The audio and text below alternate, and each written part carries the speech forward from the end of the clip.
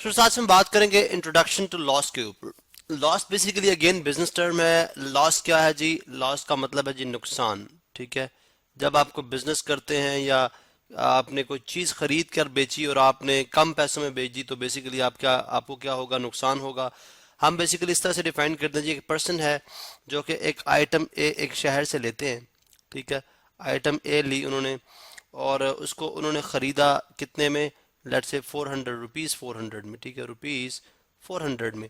अब उनको था कि उनका ये ख्याल था कि अब ये जो इसकी 400 एक्चुअली इसकी कॉस्ट प्राइस है। ठीक है, जिसको हम कॉस्ट प्राइस अगर मैं यहाँ पे लिखूं कॉस्ट प्राइस तो इसको हम सीपी से डिनोट करते हैं।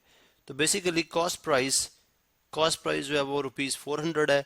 अब इनका ख्याल था कि जब मैं इसको अपने गांव में लाके बेचूंगा या किसी इन्होंने गांव से खरीदी है शहर में बेच रहे हैं, तो इनको ख्याल था कि जब मैं शहर में जाके इस चीज़ को बेचूंगा तो महंगी बिक जाएगी।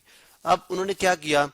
उन्होंने बेसिकली उन्होंने ये किया कि उन्होंने जब वो शहर में जो है वो शहर में जाकर वो चीज़ बेची तो उनको जो इसकी सेलिंग प्राइस यानी कितने में सेल हो रही थी, कोई शख्स भी वो 300 रुपीज से ज़्यादा लेने के लिए तैयार नहीं था। इसका मतलब है फिलहाल आखिरकार उन्होंने तंग आकर वो सेलिंग प्राइस जो है उसकी, जिसको हम एसपी कह रहे हैं, वो रुपीज 300 में उन्होंने बेच दी, सेल कर दी। अब एक्चुअली उन्हें उन्हें उन्होंने जो खरीदी थी वो 400 की खरीदी। जब बेचने की बारी आई तो रुपीज 300 की बिकी।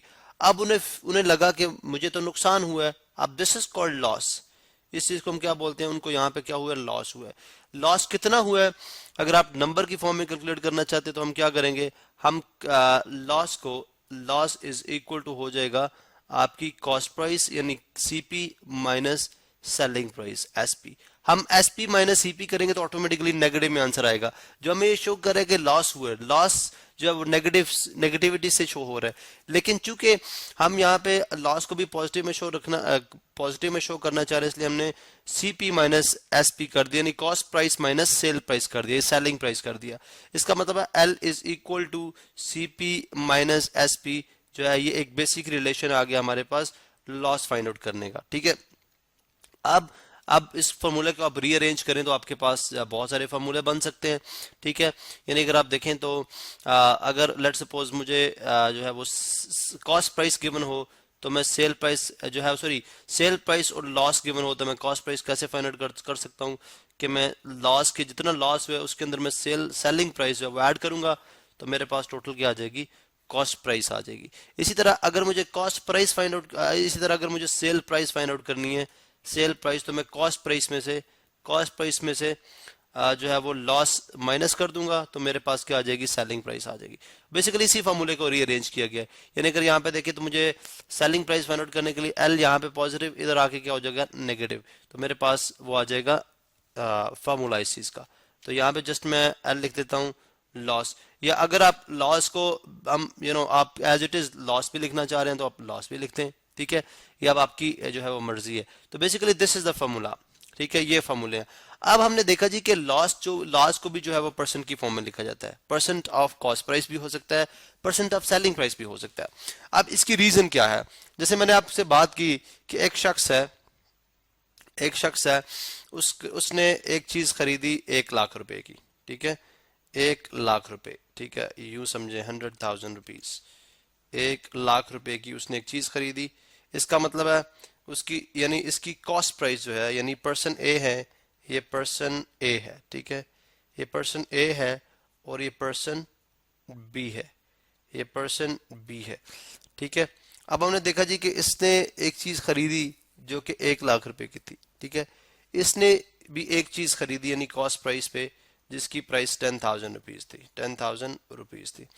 अब इसको लट से लॉस हुआ 1,000 रुपीज का, 1,000 रुपीज का, रुपीज 1,000 लॉस हो गया इसको, विच इज क्या है जी? ये हमारे पास क्या है? लॉस है।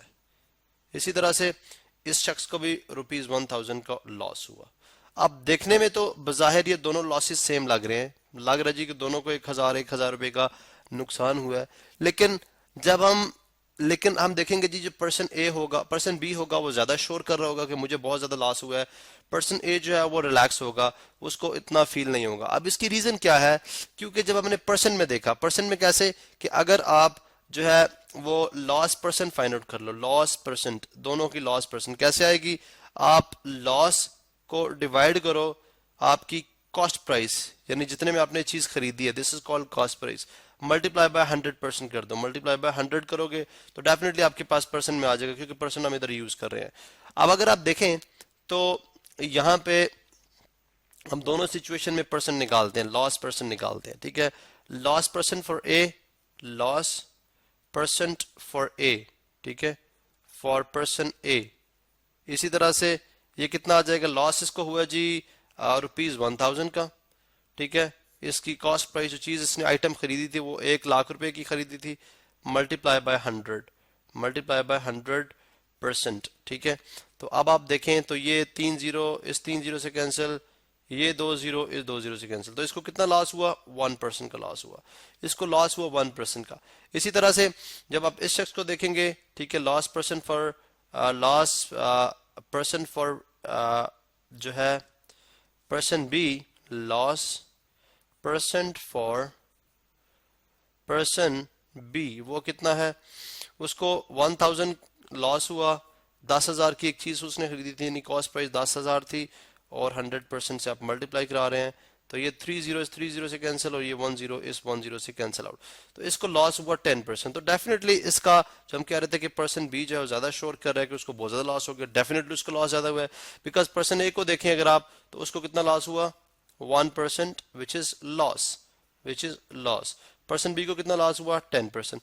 अब चूंकि ये डिपेंड करता है कि आपकी कॉस्ट प्राइस कितनी थी, ठीक है, कॉस्ट प्राइस। इस तरह आप सेलिंग प्राइस पे भी आप जो है अपना लॉस परसेंट फाइंड आउट कर सकते हैं। उसका भी बेसिकली तरीका ये होगा, profit over selling price multiply by 100, तो दोनों का आप इजीली कंपैरिजन कर सकते हैं। इसलिए जो बिजनेसमैन होते हैं, जो बैंक्स होते हैं, वो आपको प्रॉफिट और लॉस जो है वो परसेंट में कैलकुलेट करते हैं, ताकि आपको पता चले कि आपने इन्वेस्ट कितने किए थे पैसे और आपको लॉस कितना हो रहा है, ठीक है। तो यहाँ से जो हमारे पास ये रिलेशन आता है, ठीक है, loss percent equal loss over cost price multiply by 100। अब आप इसको डिफरेंट मेथड्स में, डिफरेंट तरीकों से लिख सकते हैं। जैसे अगर मैं आपको दिखाऊं तो बेसिकली आपके पास ये जो फॉर्मूला था, selling price is equal to cost price minus loss. मैं यहाँ पे पहले इसको लिखूंगा, selling price is equal to, यहाँ पे मैं आपको दिखाता हूँ जी, मैं लिखूंगा जी selling price is equal to cost price, sorry यहाँ पे मैं सीपी लिख देता हूँ, selling price equal to cost price minus loss. अब हमने लॉस जो है वो बड़े आराम से हम कैलकुलेट कर सकते हैं, ठीक है। हमने देखा जी सेलिंग, हमारे पास जो रिलेशन आया था, ठीक है, लॉस परसेंट का पहले देख लें। लॉस परसेंट का जो रिलेशन था वो क्या था? Loss over cost price multiply by 100, multiply by 100। अगर आपने लॉस देखना हो तो लॉस किसके इक्वल होगा, वो भी आप देख सकते हैं। लॉस इक्वल हो जाएगा किसके? Loss percent multiply by cost price over 100। ये मल्टीप्लाई ओवर 100 इधर आके क्या हो जाएगा? डिवाइड हो जाएगा। जिस मैंने क्या किया, इसको इधर मल्टीप्लाई किया, ठीक है, और इधर इसको डिवाइड कर दिया, ठीक है।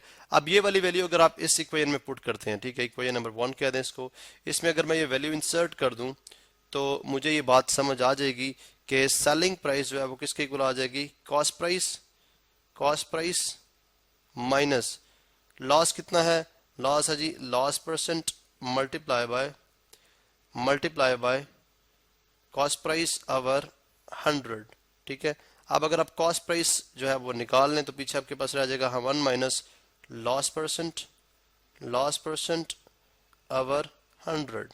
अब इसको मजीद सॉल्व करें तो आपके पास रिलेशन कुछ इस तरह से बन जाएगा, selling price is equal to cost price over 100 minus loss percent over 100।